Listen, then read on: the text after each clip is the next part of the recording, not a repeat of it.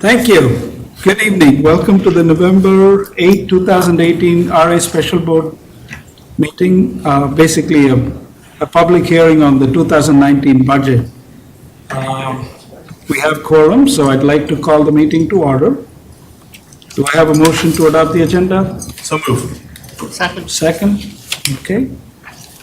Any discussion? Any changes? Looks great. Okay, Perfect. good. All in favor? Aye. Any abstentions, any nays? There being none, the motion carries unanimously. Okay, the next item on the agenda, member comments. But before we go there, I just wanted to make some opening comments. So this is a public hearing and primarily for the members to get a chance to provide feedback on the budget as has been proposed by staff. You may have had a chance to listen to the budget, various versions of it, during the last few months. Thank you. The board will have further discussion next week on the 15th as needed and approve the budget and the annual assessment. So today is not a decision day. This is a chance for the public to provide their feedback, ask the questions. We're going to have Larry present initially a set of slides, and then we have staff members here as well, key members of the staff, so you can ask your questions. We're going to try to make this as interactive as possible to be able to listen to you, so you'll all have some time, those who want to speak up. But please keep your comments to 3 minutes. You can ask some follow-up questions if you'd like. Again, we are here to listen. This is not a substantial board discussion. We have been having that for the last couple of months, and then we'll go from there. So now to the member comment section. I have. Excuse me. Yeah. Sridhar, if you don't mind my interrupting. I'm just, so the questions and answers following up member comments will not count as part of the 3 minutes, because I was going to suggest that we might want to suspend that 3-minute policy for tonight, it being a public hearing. If there are initial comments, it's 3 minutes, and then they can ask subsequent questions, which will go beyond the 3 minutes. I'm not saying totally 3 minutes, but people should have a chance to ask questions. And, to the extent, we've got to be practical about it. We can't keep going on. Well, no, obviously not, yeah, but I just didn't know if we wanted to really be Yes. hard and fast Nope. about that No. tonight. This is the members' listening session. Yes.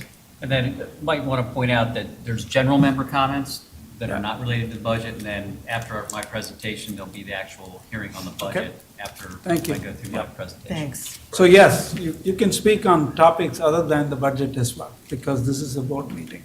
So you're welcome to do that. Good. Any other discussion? Any other comments from board members? Okay. Member comments. Mr. Higgins, Professor Higgins. I don't know if I'm rising for member comments or public hearing on the budget. What would you like? You can speak up Good. either way. Yeah. Or do both. Well, You can, if I you won't, prefer. I won't disclose, and you can just figure out what I'm talking about. Okay. No, but if you prefer, you can wait for Larry to finish the budget presentation and then speak. That's Would you good. prefer that? I just didn't want to upset any routine that you Yes, had it's going. A couple of things. Mm-hmm. I was tempted to begin by chiding the board for being here in the first place, but I'm going to save that for next year. This is not the time to be passing the 2019 budget. That was back in the October, November of 2017, because you're supposed to have a biennial budget.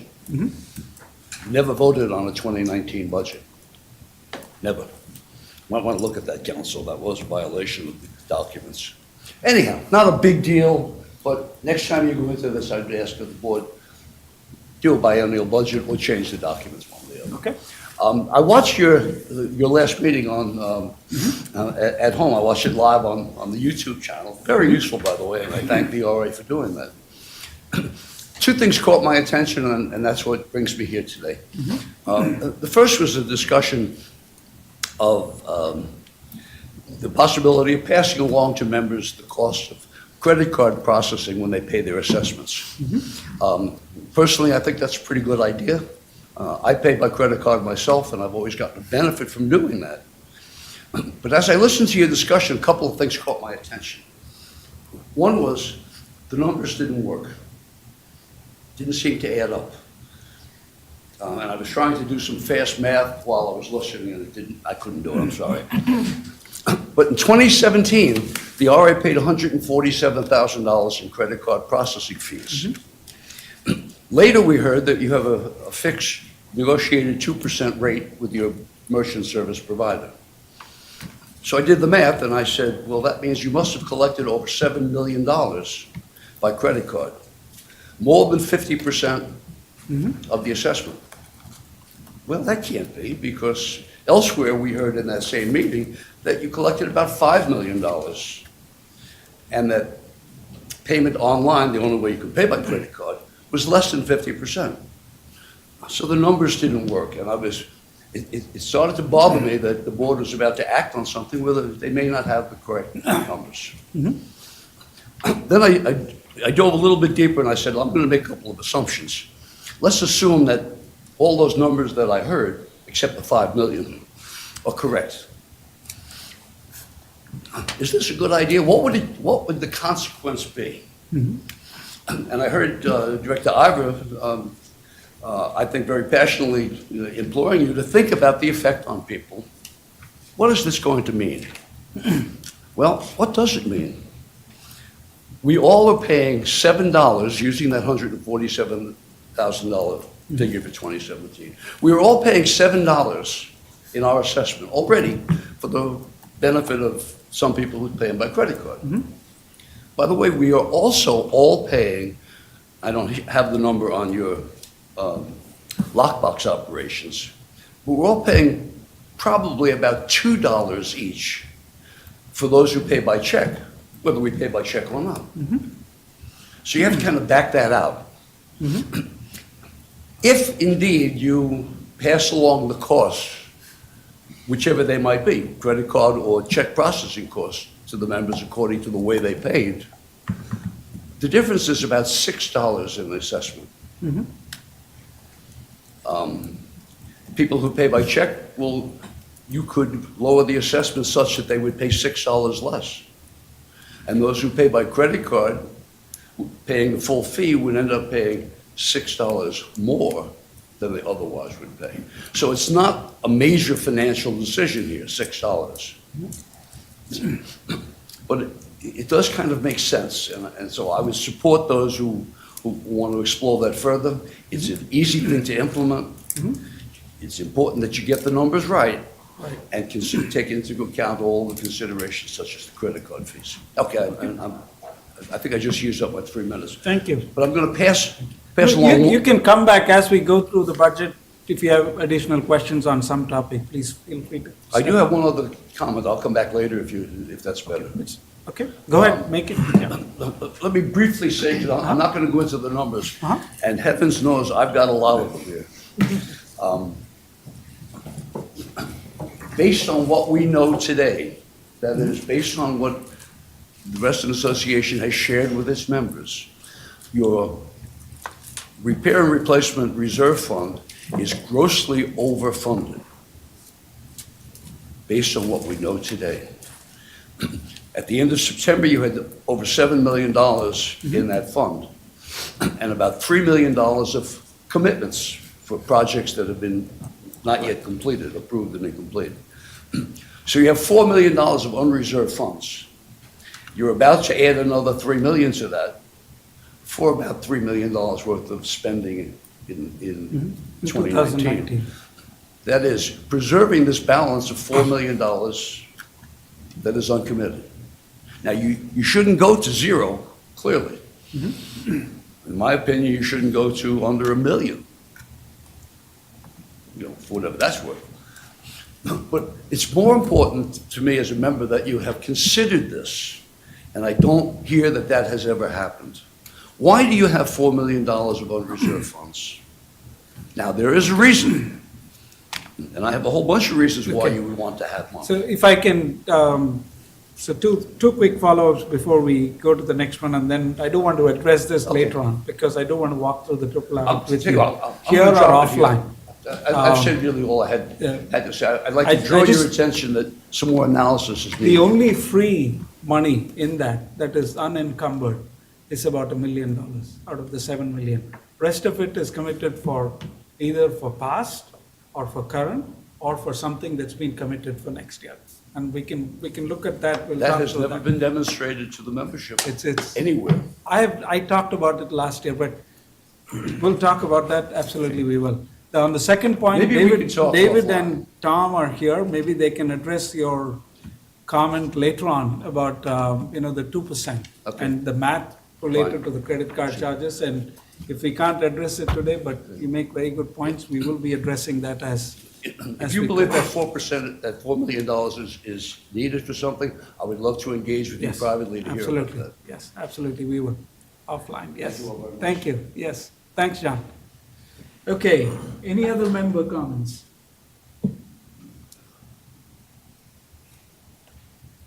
Anyone else? Patty? No? Nothing?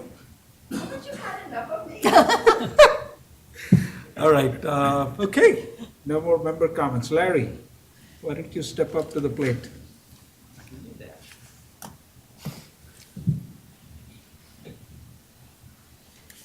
All righty, good evening, everybody. Good Thanks evening, thank you. coming out, those who did. I just want to walk through a few slides to kind of set the stage. Most of this is things you've seen before with the recent ads from the board's decisions, and some newer information that I feel that I must share tonight, and so you'll hear about that. So, real quick, the operating budget summary. We've had 3 drafts, really kind of 3.1 now with what you have that was sent out Friday with the recent additions of the board's decisions. So we used 2018 as a baseline. We've focused on the 2018 forecast for establishing both the revenue goals and the expense requests. That was something that we heard loud and clear, particularly from the fiscal committee. We took that to heart, and I think as you saw, as we went through the drafts, particularly on the revenue side, we said, let's do much more realistic revenue projections for the budget. We included mandatory initiatives, which I'll go into, a couple of those, and then we recently incorporated the decisions by the RE board. So again, on the revenue piece, the revenue, non-assessment revenue is essentially flat from the 2018 forecast to the 2019 proposal. We went back and I challenged the staff, said, look, we don't want to do pie in the sky stuff. We're quite frankly in a little bit of a hole this year because of some of that kind of activity. So you'll look at the non-assessment revenue and it's pretty consistent with the 2018 forecast. We did include an increase that were permitted by statute in the transfer fee, and then the financial update fee, which we can do in-house, which will be commenced on January 1st for an additional $60K there. And that was a board decision discussed at the last meeting. On the expense summary, from the first draft into the final draft, we cut actually over 3%, about 280,000. That was outside of the specific employee costs or insurance, because obviously we're in the private insurance market and we've got to pay that. So can you explain that staff cut a little bit more, the 3%, how you got to that? That was the list of cuts that was provided in the board package. So basically, Across- draft one of the budget to, Right. as opposed to. All those various items from lots of different line items, including training and development, some materials, refreshments, not so much on the board meetings, but a whole suite of things. I mean, a very comprehensive list. I don't think I want to go through that because we'd be here till 12:30 or something. That's good. The recent board decision on changing the health insurance premium, increasing the staff participation level in that, which is outlined here, including for new employees after 1/1/19. Pass-through on the credit card fees to users, approximately $149,000. So let me address that. This is the new information. Tom and Dave and I, but primarily them, I want to give them all the credit here. We really dove into this issue. And what we found is that WebTrack, RecTrack are basically our non-assessment revenue piece it's very easy to implement that. It's just a little bit of programming through Vermont Systems and their sort of their back-end transaction company. With respect to the assessment revenue piece, which is about 2/3 of that, approximately $100,000, as you all know, we have an old proprietary software program, Raya, that is no longer supported. The platform is no longer, it's an old, really old .NET new platform. We don't feel comfortable that we can implement that by January 1st, after the research we've done, also working with Chase Payment Tech and so forth. So what you have in this draft budget, we had a reduction in expenses of $149,000. $100,000 of that approximately, we can't achieve because I don't feel comfortable trying to launch something on what is essentially a failed system or an unsupported system right now. What we have in the budget for 2019, which is actually a carry forward from 2018, is Member Suite. And so while Member Suite might not be the panacea, there might be modules with Great Plains, which we're using a very old version of Great Plains as well, where we might be able to do the credit card piece in addition to the ACH. So I know we talked about that at the fiscal committee as well as here. The rec track piece, we can implement the credit card part and ACH by January 1st. And very little expense to that, $1,800 to complete that. So for the non-assessment revenue, which is about $45,000 of that decrease in expense that we factored into this version, we can accomplish that. The $100,000 on the assessment piece, I'm recommending we don't go forward with that.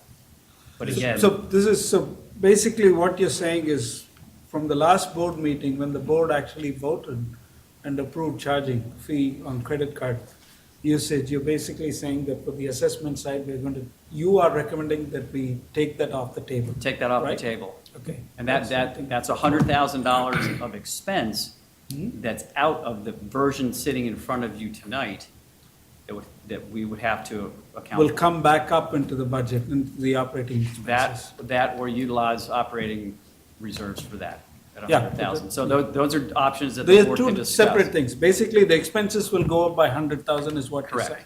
Correct. And the key point I want to put forward is that starting very early, it may happen, start at the end of this year, is looking at Member Suite with the other software platforms where we can implement both the credit card piece and the ACH so that we can do it all at one time and do it on a supported system where, we're not having to try to find some, software person from who knows where that knows the back end to it.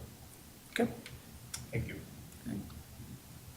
And then, of course, there's unfilled positions right now that are fully budgeted in the 2019 budget, and that's a spattering right there. In addition, we've got the reserve study in there. You've heard me talk about this before. We have included $60,000 for that. We think that we need to do a more robust version than what we've done in the past, because what we have found, and it kind of goes to Mr. Higgins' point on the reserves, is that our reserves and the prior reserve studies did a very poor job of accounting for soft costs for a lot of our projects. And I don't think it's any secret that construction costs, as we sit here today, are going up.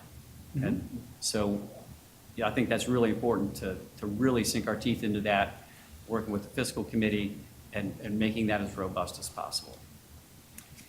This was discussed at the last board meeting. We have incorporated the average merit on paper performance of 2.3%.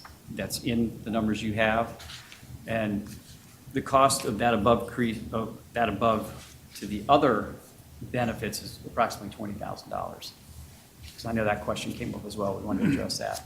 We've got the POA software in there, dechlorination systems for half the pools per new county code. And then, of course, the headquarters lease payment, which was forecast in 2018 to go down $40,000 a month in August, which did not happen, as well as the taxes and operating costs. And so that is realized fully in the 2019 budget. So That was one of the big deltas that we talked about very early on. And then, member suite, we have the $75,000 as a carry forward in the capital budget. This is the annual licensing fee for that. And that's the current one. That's the one we were working on early on this year with Robert. And then we had a lot of staff transition. We said, we got to put the brakes on this. We don't have the resources to try to implement that this year. Capital budget. The repair, replacement reserve fund required contribution based upon the 10-year rolling average, which is by resolution, is just over $3 million. The requested funding for 2019 projects is $2.5 million roughly. And the delta goes back into the triple RF for future projects. So I know that's, I know Mr. Higgins also brought that up. And just the largest project of that 2.5 million is the Lake Audubon dredging at 810,000, which we're hoping to do as soon and as early in the year as possible. And here's the aggregated project listing, just to give you a sense of where those dollars are going. You have the full project listing in your Dropbox.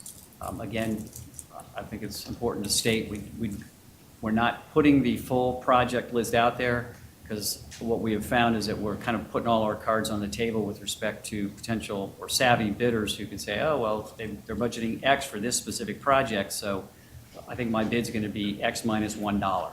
And we don't think that's an appropriate way to address that. Sean does not like this slide because it is tough to see. You do have it in front of you. This was my recommendation of setting the assessment level at $693, which does not require taking from the operating reserves or operating cash to, to help offset that. However, so that's, again, I don't want to stick on that slide too much because it's hard to read.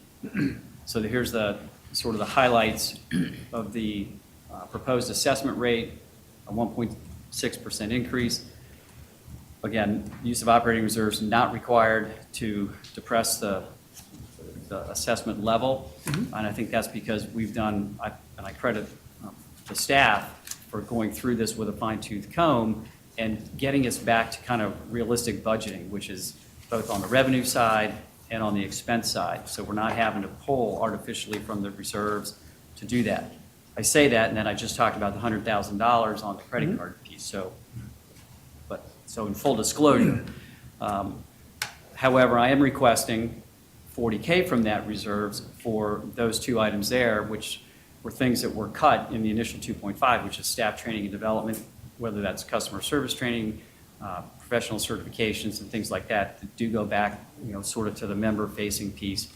In addition, the balance of that is 17,545 to give us a little flexibility for recruitment. I mean, what we're finding, you've heard me say this before as well, is that we're having a hard time getting people here. And a lot of that is because of the salary, that we tell them what the salary range is and kind of where we hire, really up to the midpoint, and people take other jobs. So it's very competitive job market right now, so this gives us a little bit of flexibility for hiring some of those key positions. And then, of course, the key decision point for you all next week is adopting the operating and capital budgets and setting the assessment rate. Okay. And that is my presentation. Thank you. Thank you.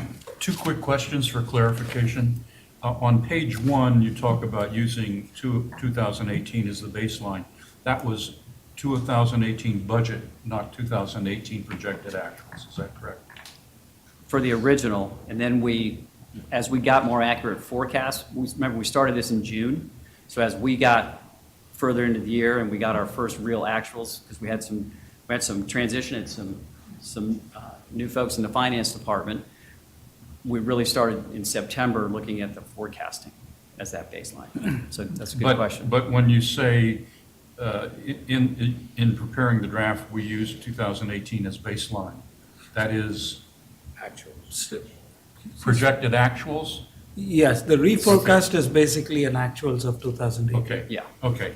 And my second question, I think I know the answer, but on your fourth page, I guess, when you talk about currently unfilled positions are fully budgeted, that's all 8 or only the 4 that you enumerate by name? There's 8 open positions. I think we just filled, You should have filled we up just one. filled 2. Yeah, 2, okay. Right. Yeah, so Covenants is now, we have the newest Covenant staff member starting, I think, next Monday. Okay, but it's all open positions? Right. Okay. Correct. Okay. And the other thing that we have done with that, because when somebody comes in, we don't know if they're going to take our health care, I mean, if they have a spouse or something. Right. So we budget at the highest level. You just assume they will. Yeah. Because if we, we don't want to be shortchanged, and then if they come in and say, well, I'm only going to do it for me, I don't have a family or whatever, then we have some savings. But rather than, automatically be under budget, we are budgeting at that level. Thank you. Makes sense. Yep. Okay. Thank you. Questions? Anybody from the audience? John? Yeah. Yes, please, go ahead. I'm a little bit confused, Larry, maybe you could just, my first question is on the screen here. Is that 693 after taking all of the suggested actions that you're talking about, or is that the starting point? That's the end point. Yeah, so that's, That is. that envisions reduction, the chargeback of credit card fees. Right. Okay. No, the 693 is as of last board meeting. If we make the credit card fee adjustments, bring back the 100,000, That changes. that 693 would go up to something, 698 or something, because we've not yet addressed that piece, right? And then if we add these two, I thought you If were it looking come- at taking that out of operating reserve. yeah, if you take it out of, that's what I was gonna say, this, if you take this out of operating reserves, it's one thing. But if you use assessment dollars, then it goes up. Right.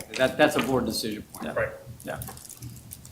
And the credit, you determine the credit card fee is now 100,000, not 147,000?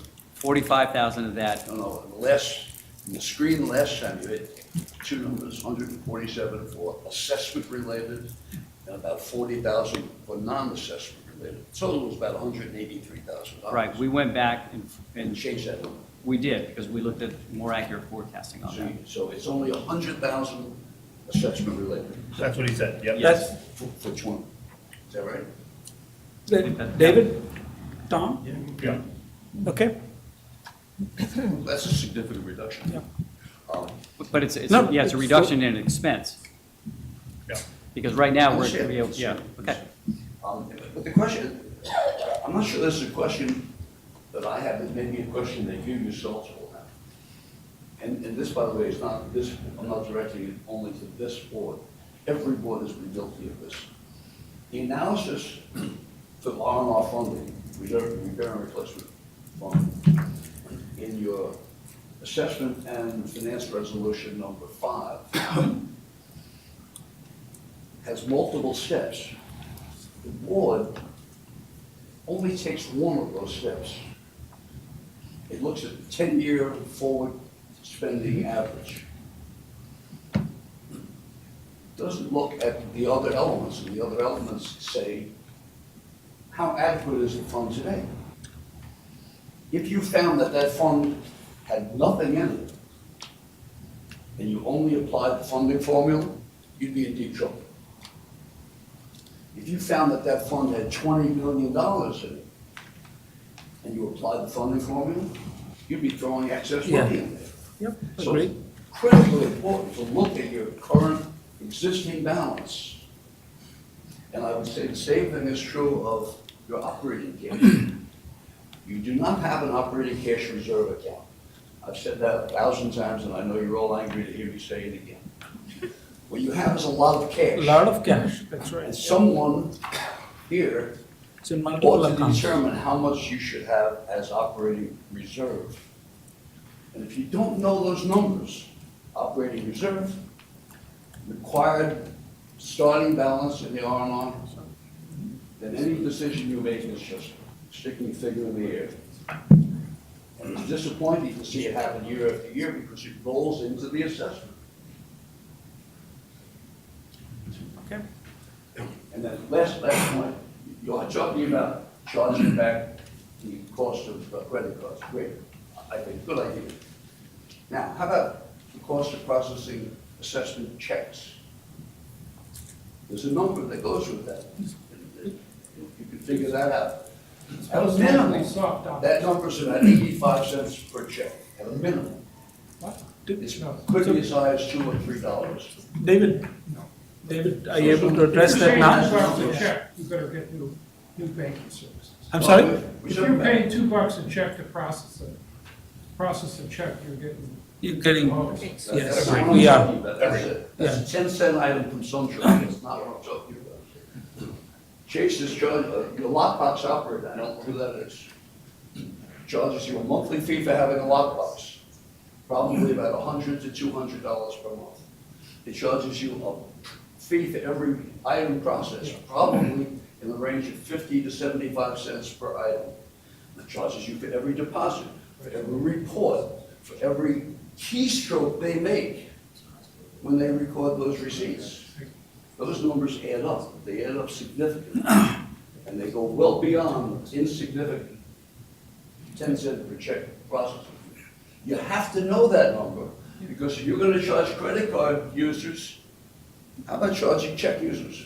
Understood. David, do you want to address that? Why don't you come I on? mean, I just Yeah. want to say, John, thank you for addressing that. Look, step out, speak into the mic, yeah.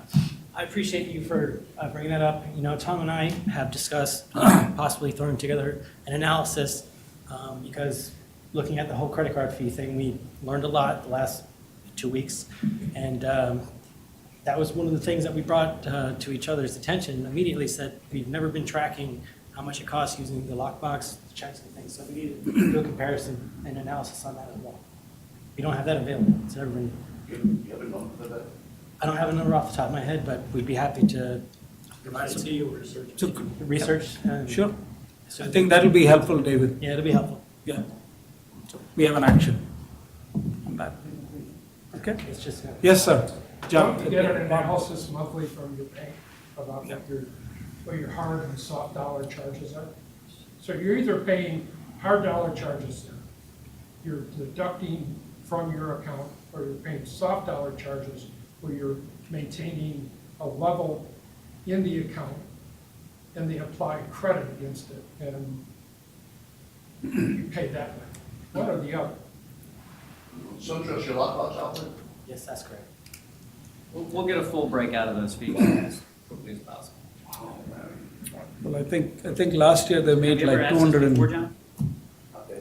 yeah. Just curious. We will follow up. I mean, SunTrust last year, I think, charged like $265,000 in fees from us. So they made a lot of money. So some of these things are probably part of that.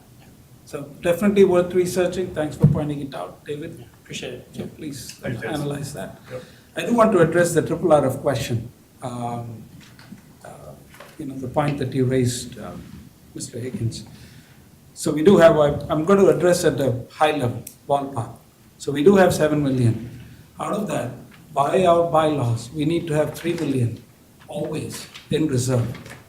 Not for monthly transfer between operating accounts and triple RF accounts, but 3 million hard reserve that needs to be set aside. Can I comment? Yes, please. I don't want to debate, truly, I don't, I'm not here to No, debate this. but I just want to clarify. But I'd like to because inform you made those some those comments, and I listening. want to make sure that the public hears, I'm not just, the other side of it. I'm not Go ahead. making this up. Yeah, I was one of the co-authors of that I know that. resolution. yes. I was the one who, and I apologize for this, suggested a minimum balance. Right. What a terrible mistake that was, and I apologize to the board for doing it. The purpose of the minimum balance was to say to the board, if you want to know if the fund's healthy, look at the balance. Is it at least 110% of your forward spending, which is about $3.3 million. If it's at least $3.3 million, you're okay. Someone misunderstood that and started giving you in financial reports many years ago, not the current staff, as if that was some type of a reserve, within the reserve. It's not. It was simply a guide to know whether your fund was healthy. Okay. that $3 million of minimum balance, please ignore that. Well, I apologize for having suggested it in the first place. So until we change that, that's what we have. So the remaining, like I said, is really committed to 2016 projects, 2017 projects that are still continuing, 2018 projects. So it's a combination of the remaining. 3 million is really those kinds of dollars. Only 1 million, again, just for the public, only 1 million is free and clear to be used where we want to. So your point is well taken, so we do need to change the bylaws if we want to change, take away that minimum balance of 3 million, but if that is your suggestion, noted, thank you. Yeah, and the only point that I would add to that is that we've discussed before as a board that with a new reserve study coming forward, that may Yep. have higher costs than what we've seen in Exactly. the past. I think those two should be done in tandem, not jump the gun and do one before the other. That's my recommendation. Good, okay, thank you. Any other comments? The bylaw also.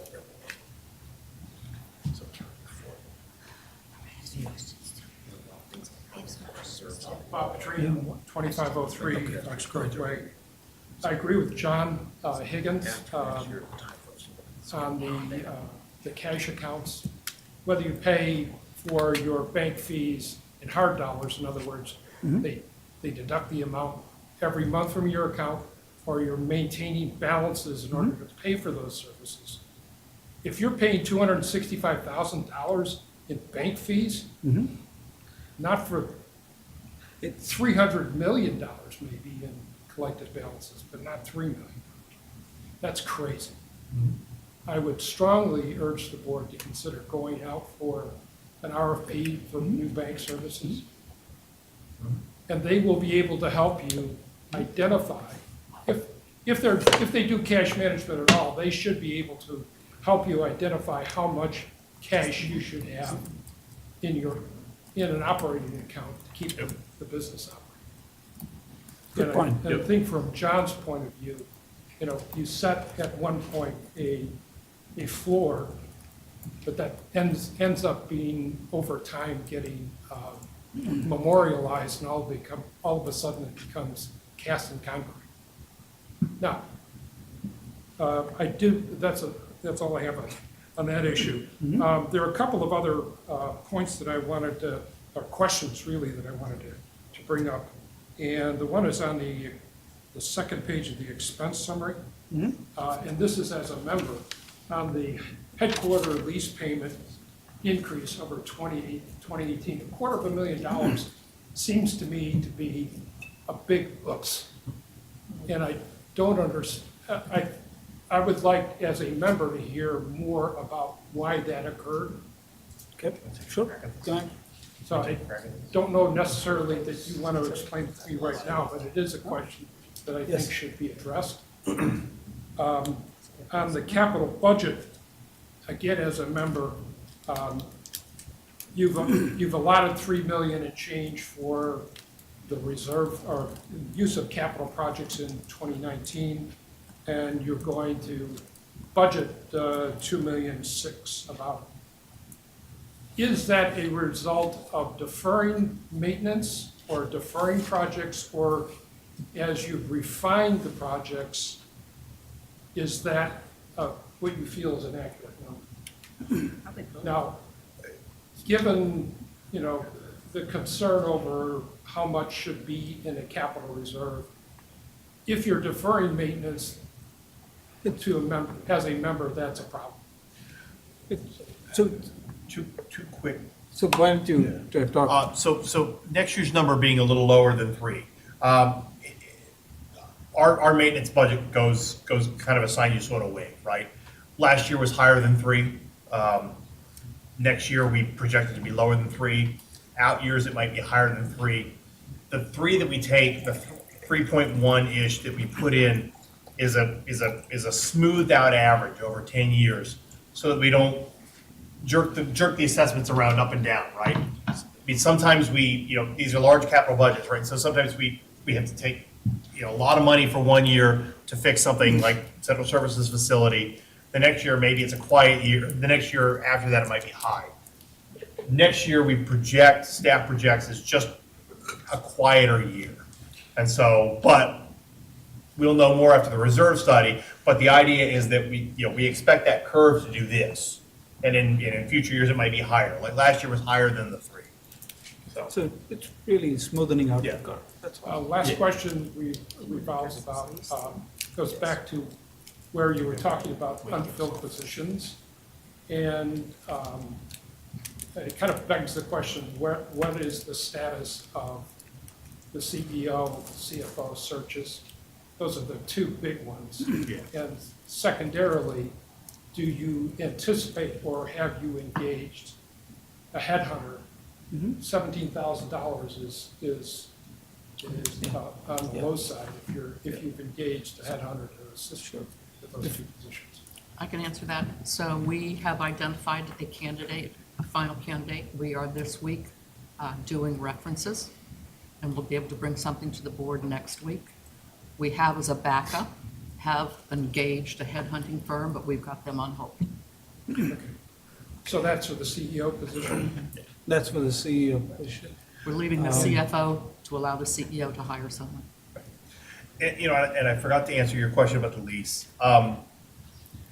The short answer for that is that last year's budget assumed a lower lease payment starting last year in exchange for staying here a longer period of time.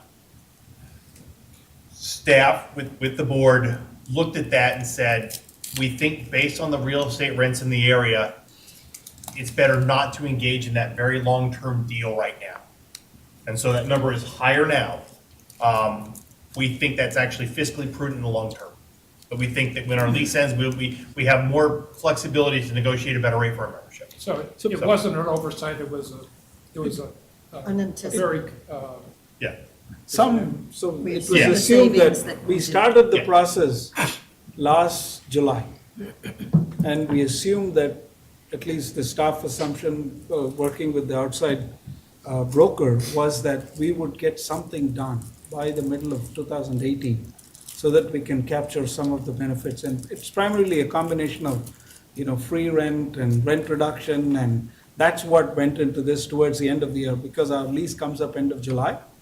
And so the assumption was that in the second half of the year, we would have restructured it such that we would have a lower rate and some free rent. And that, because of various reasons, didn't get done. So that's the reason why it's back in. And- thank you. Yep. Thank you.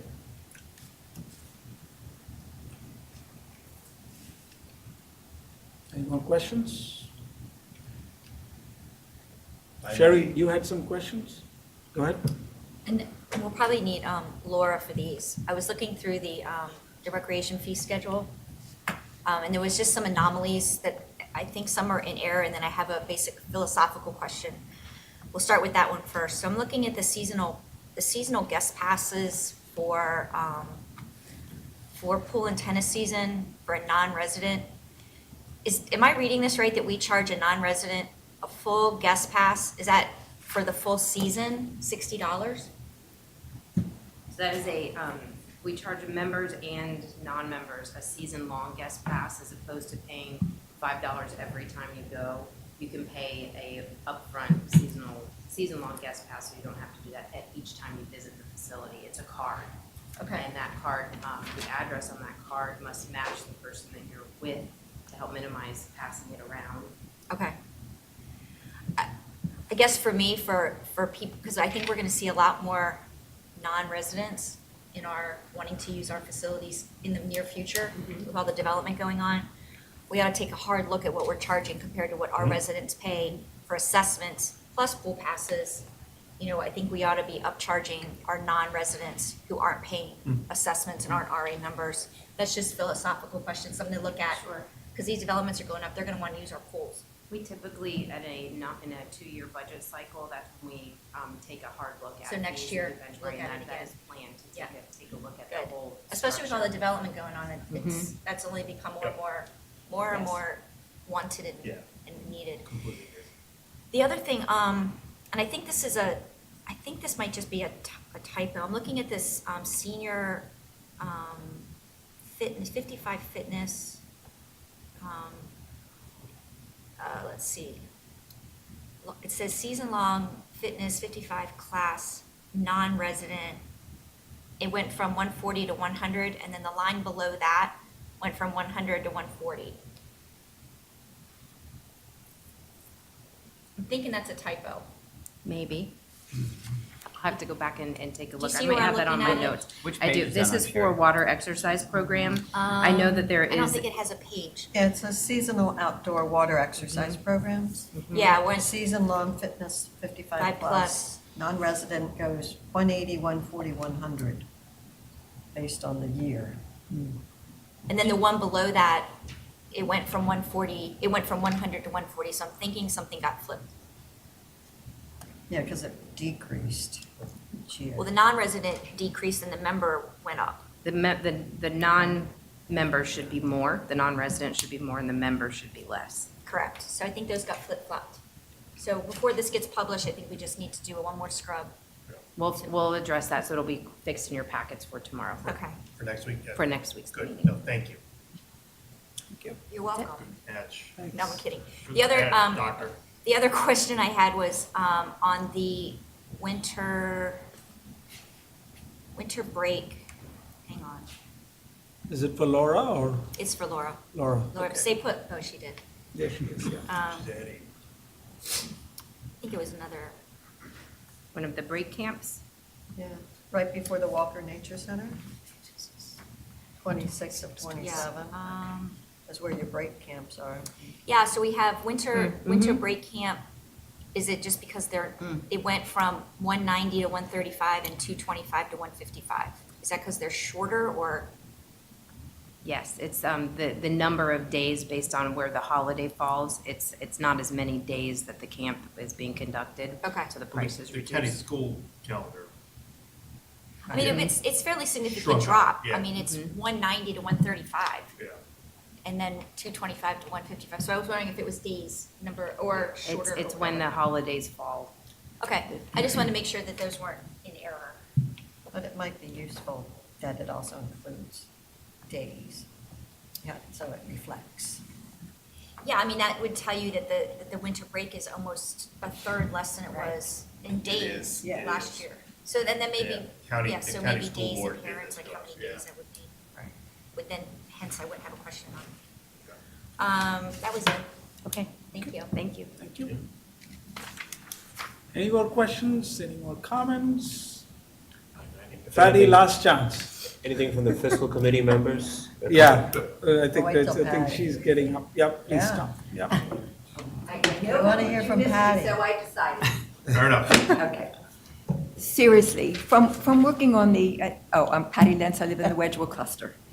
From working on the Hook Road Working Group Committee, I looked at, and please don't, Sherry and you will know, we were decided at the end that we were not to go into the expense area of what we were to do. However, until we got to that conclusion, I did some work in relation to, which would be an operating expense in relation to trash cans, tables, and benches. And I found out that at this time, and this was back in the spring, that there wasn't enough facility to take advantage of a discount in ordering by quantity. Now you have a new facilities building. My question is this: I know from my working into this, and I have sat with a couple of hours with John Mooney, I went directly to the manufacturer and discovered that just by going online and in my own personal inquiry was that I found 3 other places, and I went back to the manufacturer, and the manufacturer said to me, "Oh, well, we supply them all our stuff." I gave John Mooney the magazine, big pamphlet, if you will, from the manufacturer. And at this time in the spring, I found out that RA is using third-party vendors. I know that we can save money. I know it's a huge cost in relation to shipping. But if we can take advantage of quantity discounts, I would like to know how many, and this is in relation to using the plastic products, if you will, and the recycling in relation to the trash cans. One is for legitimately trash. One has to be labeled recycles. I went to the point of getting that description on the dome lid. I went through a lot of trouble, and I would like to know that as a member of the Reston community, I think that it would behoove you to have a working group in relation to when you need these products year in and year out. From the manufacturer, I got a 50-year warranty. Right now, you are working under a 20 or a 30-year warranty. I forgot what it was. But you need to try to get out from under that. And we need to do a little better. And I'm hoping with the new facilities that you have, and I hope that you would think about a working group to, if you have a project, just take trash cans. How many trash cans are you going to need for the next 30 years? Let's get the trash cans, get them out of our budget, so we can start getting these and take advantage of a quantity discount. That's all I'm trying to say. Thank you. Thank you. Thank you, Patty. Chris, do you have any comment on this, or if you don't, it's okay, I mean, we can close the loop later. Quick point of clarification. Uh-huh. So the CSX project did not increase our capacity to store anything. We didn't change footprint. It's exactly the same as it was. We just kind of refreshed the inside, if you will. Right. So we actually haven't increased our ability to store anything with that project. With quantities, absolutely, economies of scale typically take effect. However, with a lot of the operational budgets, they might only have a couple $1,000s in their budgets to buy maybe 1 or 2 tables. We try whenever we can to group different departments together to make large purchases, especially with like medical supplies, camps, aquatics, other departments. They kind of team up together to try to buy as much as they can in bulk. So we try as much as we can for that. Sometimes with things like tables and chairs, we kind of buy as we need because we don't have enough space to store them. The budgets that each department has may not be sufficient to buy 10 or 20 tables at a time. Even if you combined multiple departments together, they still probably wouldn't have that kind of money to buy that kind of mass quantity. But I would agree, we definitely try to do more communication in the future to try to help compile those together, but also note that some facilities use different kind of benches than other departments. So like tennis benches are different than aquatics benches. So it becomes a little bit complicated when you're looking at it from that angle. But definitely looking at how we do group purchases would be a good idea. And I think it is one we're working towards, doing that more often when we can. Thank you. Thanks. Okay, fiscal committee members, Ken, David, would you like to make any comments? None? You commented out? Okay. All right. Probably came out of our committee in up in some more days. Now the discussion we had on it, I think it's been a good discussion. It's good. Thank you. Thank you so much for all the work that the fiscal committee has been doing on the budget and as well as the operating and revenue items. Really appreciate that. Thanks. Thank you. It's working well. Excellent. Okay, there being no other comments, maybe we can move on to the next item on the agenda. The Form 990 tax return. Okay, Larry, do you have any comments on that? What you have in your Dropbox, Yeah. and I had emailed it out prior, our draft 990 for you all to review and to accept. And it needs to be filed on November 15th, which is why we chose to take up tonight. Thank you for doing that. BDO was late getting it to us this year. And I want to thank Tom and Dave in particular because they had a number of questions and we turned those around in 24 hours knowing that we had a much tighter time frame than we normally do. Once it is filed, maybe filed before next Thursday, but no later than next Thursday, obviously, we will also post it up on the association's website as we typically do for anybody's review. So really if you have specific questions, I would ask Tom. I have no Because he really kind of shepherded that, particularly with the back and forth with BDO. I've looked at it, I have no questions. I Eric, move to accept the 2017-990 return. do I have a second? Second. Okay, any discussion? I reviewed it as well. Okay, good. I'm content. Okay, all in favor? Aye. Any abstentions, any nays? I abstain only because I haven't had a chance to review it. Okay, all right, so one abstention, rest of them nays. Okay, good. Good, so I will now entertain a motion to adjourn. So moved. Oh, yeah. Second. Stand up and everything. Go ahead. No, Hand up and everything. Sorry. no. Share the love. That's Eric's I job. second Director Moody's motion to adjourn. All right. All in favor? Aye. Aye. Thank you all for coming. This Thank meeting you, is now folks. closed.